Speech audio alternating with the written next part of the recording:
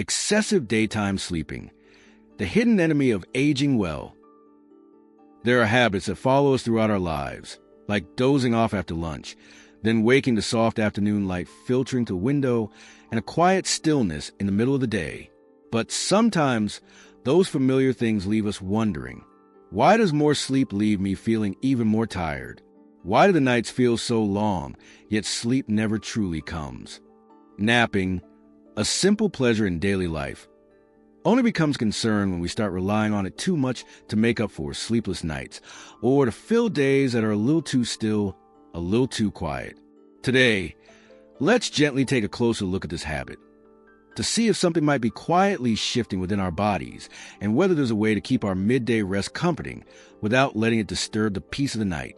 And if you like a soft reminder each day about health, gentle habits, and the small things that make life richer as we age, consider following this channel, not just for today's story, but for tomorrow's, and the many more we still have to share together.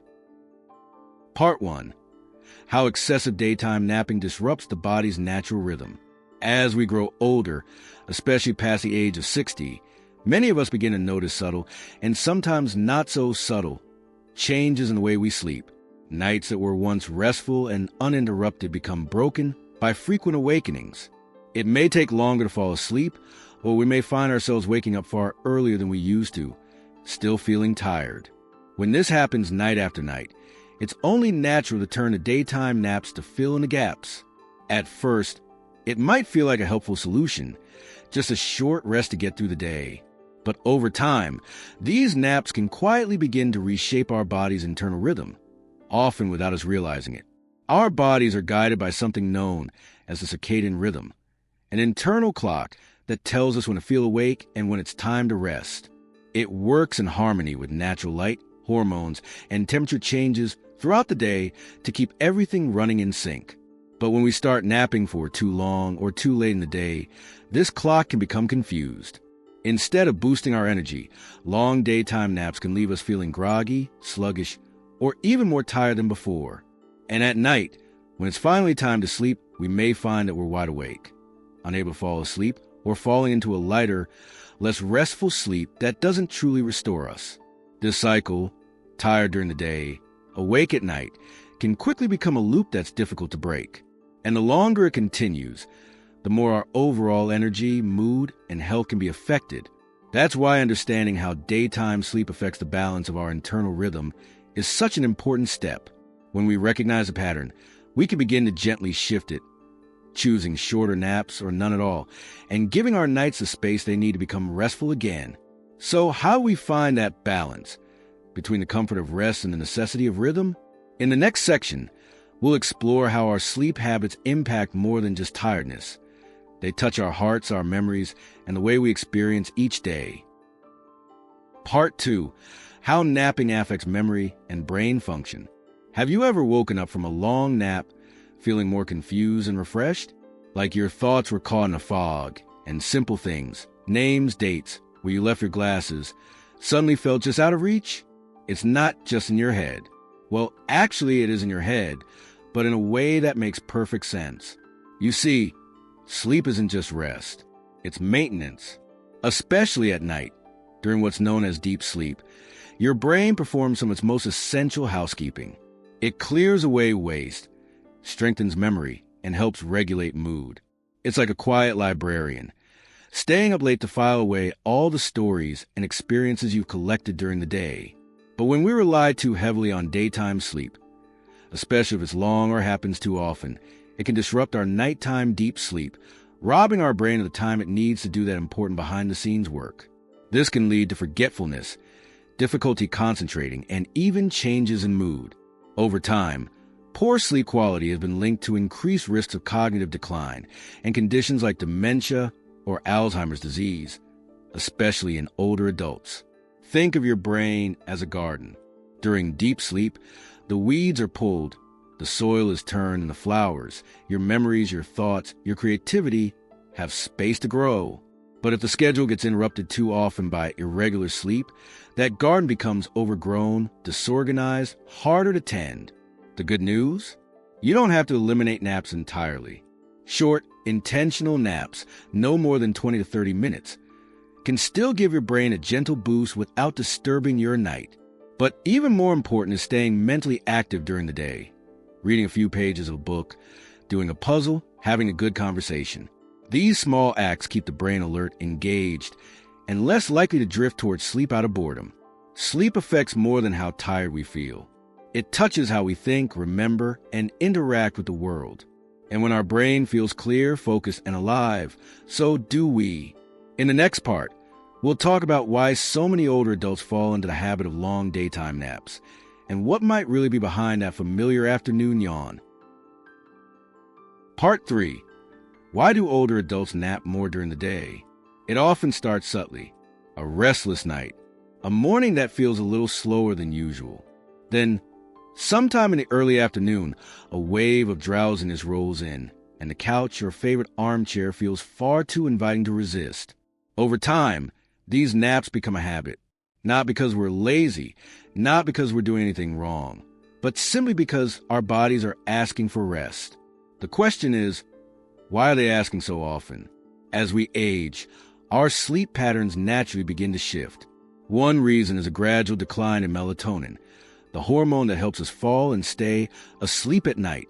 With less melatonin, our nights may feel fragmented, lighter, more easily disturbed. We wake up feeling less rested, and our body tries to compensate later in the day. Another reason is a decrease in daily activity. After retirement or due to health conditions, we may find ourselves moving less walking, less time outside, fewer scheduled routines. And when the body isn't physically engaged, it doesn't build up the same kind of tiredness that makes sleep come naturally at night. Instead, we feel tired in waves, especially in the quiet stillness of the afternoon. There are also medical reasons that napping becomes more common. Chronic pain, breathing difficulties, or conditions like sleep apnea can break up sleep at night, leaving us exhausted by day. Some medications, especially those for blood pressure, heart conditions, or depression, list drowsiness as a side effect. And sometimes the reason is simpler and more emotional: loneliness or boredom. When the days feel quiet, when there's no one around to chat with, no plan, no place to be, it's easy to nap not out of need, but out of a lack of something else. But here's the hopeful truth. Once we understand why the body is reaching for those naps, we can start making small, thoughtful changes, not to take away rest, but to restore balance, so that sleep becomes a gift again, not just a habit. Next, let's explore how we can gently shift our sleep habits. Not with drastic changes, but with simple adjustments that bring more energy, more peace, and more restful nights. Part 4. How to gently adjust your sleep habits. Changing the way we sleep isn't always easy, especially when certain habits have been with us for years, even decades. But here's the good news. You don't have to overhaul your life overnight. Sometimes, the smallest shifts make the biggest difference. So where do we begin? Start with a nap. If you feel the need to rest during the day, that's okay. The goal isn't to eliminate naps entirely, but to reshape them. Keep them short, about 15 to 30 minutes, and try to nap earlier in the day, ideally before 3 p.m. That way, you'll still feel refreshed without disrupting your body's natural rhythm. Next, take a look at your sleep schedule.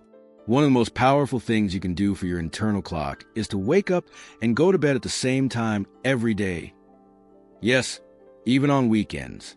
This gentle consistency helps your body relearn when it's time to wind down and when it's time to rise. Then there's movement. Staying active during the day doesn't mean strenuous workouts or long walks. Just enough motion to keep your blood flowing and your body gently tired by night. Stretching, gardening, tidying up the house, or a quiet walk in the neighborhood can all make a meaningful difference.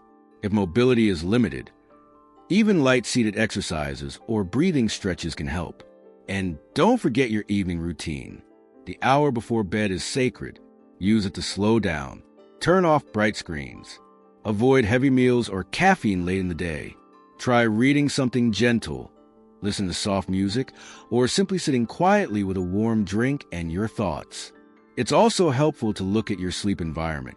A cool, dark, quiet room with comfortable bedding tells your body it's time to rest. Sometimes just adjusting the lighting or removing background noise can make sleep come more easily. These aren't drastic changes, but they're meaningful ones.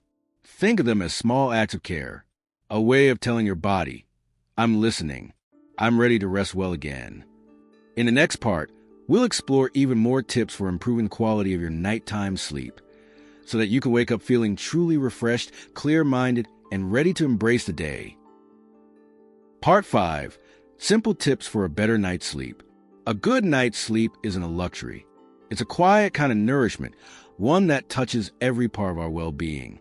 And while it might feel out of reach at times, there are simple, thoughtful things we can do to invite better rest back into our lives.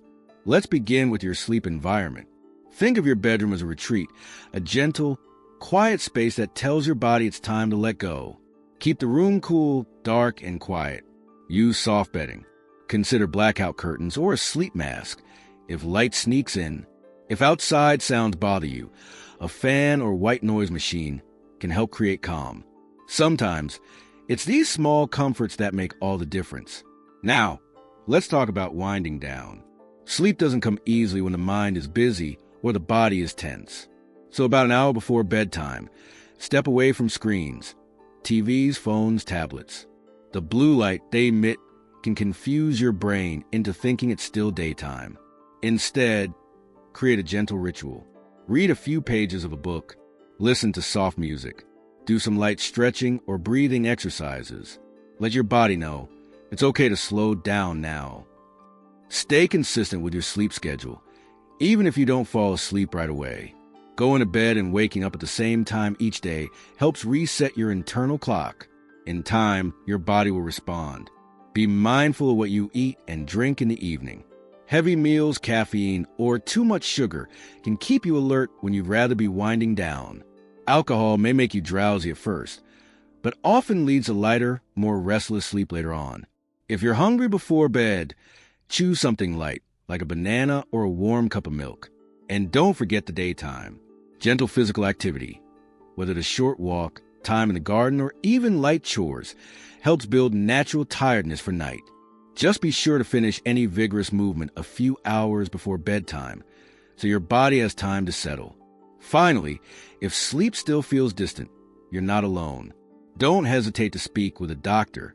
Sometimes deeper issues, like sleep apnea or medication side effects, are at play. Seeking support isn't weakness, it's wisdom. In our next part, we'll look at what happens when you begin to shift your habits, how reducing daytime naps and sleeping better at night can lead to more energy, brighter moods, and a richer, more connected life. Part 6. The benefits of breaking the daytime napping habit. Imagine this for a moment. You wake up in the morning feeling refreshed. The kind of refreshed that doesn't require 3 cups of coffee and a long stretch on the couch. You feel clear, steady, and ready for the day ahead. Throughout the afternoon, instead of that heavy, foggy feeling that often creeps in, you stay focused, engaged, present, whether you're tending to the garden, reading the newspaper, playing with your grandchildren, or simply enjoying a quiet lunch. You're there with energy and ease. And then, as evening arrives, your body naturally winds down. No tossing, no turning. Just a peaceful drift into a restful, deep night's sleep. That's the gift of reclaiming your sleep rhythm. When we reduce long or late day naps and start protecting our nights again, we open the door to a wide range of benefits, ones that go far beyond simply feeling less tired. Your heart gets a chance to truly rest during the night, reducing strain and lowering the risk of high blood pressure and heart-related issues. Your brain gets time to clean, repair, and store memories, sharpening your focus, your mood, and your clarity. And perhaps most wonderfully of all, your energy returns. Not the over-caffeinated kind, but the steady, natural energy that comes from real rest. You may even notice your mood lift, more patience, more laughter, more moments of lightness in your day. Breaking the habit of long daytime naps isn't about giving something up. It's about making room for better sleep, for better health, and for a more vibrant version of the life you already have. Yes, it takes time. Yes, there will be days when the old routine calls you back. But step by step, change becomes easier. Sleep becomes deeper. Life feels a little brighter. And perhaps most importantly, you begin to trust your body again, to hear its signals, to respect its rhythm, and to feel at home within it. In the final closing thoughts of this series, we'll reflect on how small, mindful choices around sleep can ripple into every corner of your life, from your energy to your relationships, to the simple joy of waking up feeling like you again. So here we are, gently wrapping up today's reflection. What we talk about might seem simple: sleep, rest, routine. But as you and I both know, the simple things often carry the deepest weight. They shape how we feel, how we show up in the world, and how we age, not just in years, but in grace. And if, while listening, you found a little comfort, or maybe a quiet reminder of something you've forgotten you already knew, then I'm truly glad we shared this moment.